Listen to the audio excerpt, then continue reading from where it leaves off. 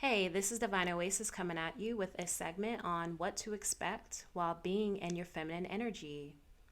We are going to talk about today dealing with non black women as a black woman. We are going to talk about as well dealing with women in general. We're going to talk about dealing with men while being in your feminine energy. But I really wanted to talk about this today because I feel like it needs to be talked about, and not a lot of people are talking about it. Looking up YouTube videos, I'm not really seeing a lot of women speaking up about it. And I know it's happening because it's happened to me countless times. You know, growing up in the Northwest, right? I grew up in a predominantly white town, predominantly white neighborhood. We did have a sprinkle here and there of black men, Asian men, Hispanic men, which, being a black woman, um, I wanted to be with black men, but the black men didn't want us. So the black men wanted the white women, so they would go towards the white women. And I never could really understand why, but I wasn't angry. I wasn't bitter. I was like, okay, well, eventually, I'm gonna find someone that fits me and loves me for me. So I'm in the South now, and being around, you know, a predominantly black town, you don't really see interracial relationships, but it's not that common like it would be in the Northwest, probably the West in general.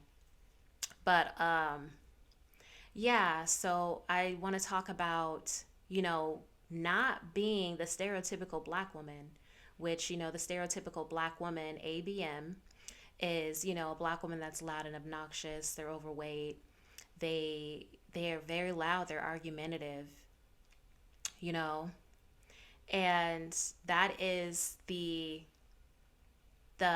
stereotype that was projected onto black women as a whole. That's who we are supposed to be, right? That's who we are. Um, and non-black women, when they see a feminine black woman, and not to mention, the American black woman, they're supposed to look a certain way, right? They're supposed to have super dark skin, or they 4C hair, which there's nothing wrong with that. Let me put that out there. There's nothing wrong with being dark skin and having 4C hair, okay? But that is not the standard of beauty for a lot of people, including our black men, right? So when they see a black woman that has 4A, 4B hair, copper skin, they might even be lighter skin tone, right? Um, and they have very, a very clear vernacular, someone that is very proper when they speak. They're very soft. They know how to dress. They might know how to, dress a little bit better than them, right? They just know how to put together some, they know how to put together an outfit. Um, that's when the claws come out, because we are supposed to be this stereotype of American black women. So they cannot stand to see a feminine black woman in their feminine energy and their feminine power. You could be getting princess treatment, right? You could be, you could have a man or a husband, someone that you're with, that is spoiling you. They could be gifting you things. They could be they could be giving you the princess treatment. Anything that you want, you get. So being around women like that, they have always been put on a pedestal by black men, because they're supposed to be the epitome of beauty according to black men, right? Because they're lighter skin, they have finer hair. The black man is supposed to only look at them. The black man is only supposed to spoil them and give them the princess treatment. So when they see someone else getting princess treatment, and of it's of darker skin than them, you get not only do the claws come out, but a sense of racism. They are just bitter and they're mean around you, and you're trying to figure out, what did you do? You know what I'm saying? Like, what did I do? I'm literally just standing here and you don't like me, you know? So I just want to talk about that, how, you know, non-black women have been put on a pedestal for so long when it comes to black men, that these non-black women, they feel entitled to, black men. They feel like they should be only getting treated a certain way by black men. They feel like black men should be looking at them, and then when they don't, the claws come out. They'll start attacking you. Which I'm not just saying this. I've had it happen to me. I've had friends just completely stop talking to me out of nowhere, because their men looked at me, because their men cut their eyes at me. I've had women physically put their hands on me, scratch me up, to the point to where I had to call the police because it was that bad. She just went that insane on me. And she, to the point to where she pulled my wig off, trying to expose me, like as if I didn't have beautiful hair.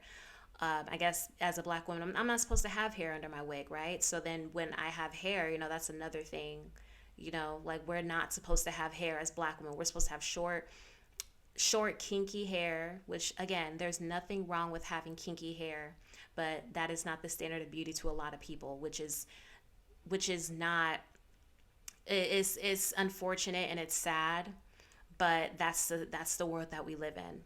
So when they see that that's not true, it makes them even more angry and it makes them even more bitter. And you get a sense of, are they good? Like I don't understand like what I did wrong. They just attacked me out of nowhere. So I just feel like that needs to be talked about because it's really unfortunate. It's really sad to see, to think that women feel this way about us as black women. It's really sad. And I just want to talk about it because it's not something that's talked about a lot in the YouTube world and podcasts. You don't really hear a lot of black women speaking up about, being bullied as a black woman, being bullied by non-black women, because we're supposed to be hard, right? We're supposed to be masculine. We're supposed to be aggressive. And then the crazy thing about this is I was looked at as being the aggressor when I was the one being attacked. So what they'll do is they'll throw the rock and hide their hand. And because we're getting looked at, because we're a black woman, we're the ones getting in trouble. We're the ones getting reprimanded because, well, we believe her because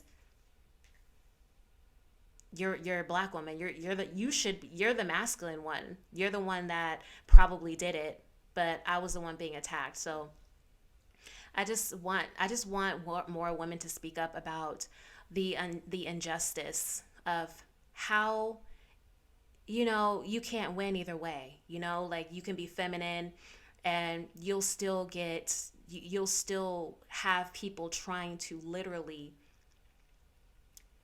poke the bear. They're constantly poking because they want you to be masculine. They want you to be angry and they want you to be bitter. And then if you're masculine, you're just going to get bullied either way. You're going to be made fun of either way. If you're feminine, you're going to be made fun of because it's like you're too feminine. You need to be roughed up. You need to be masculine. And then when you're masculine, you're just getting made fun of because you're not feminine enough. So like I said, I don't see it enough, and I will be the one to speak up about it because I feel like more women need to come up and speak on what's going on and why being a feminine black woman is not glitz and glam as it seems. Like yes, it has its pros.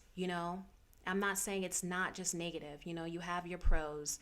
You still get princess treatment. You still get, you still get the gifts and you still get the attention and stuff like that.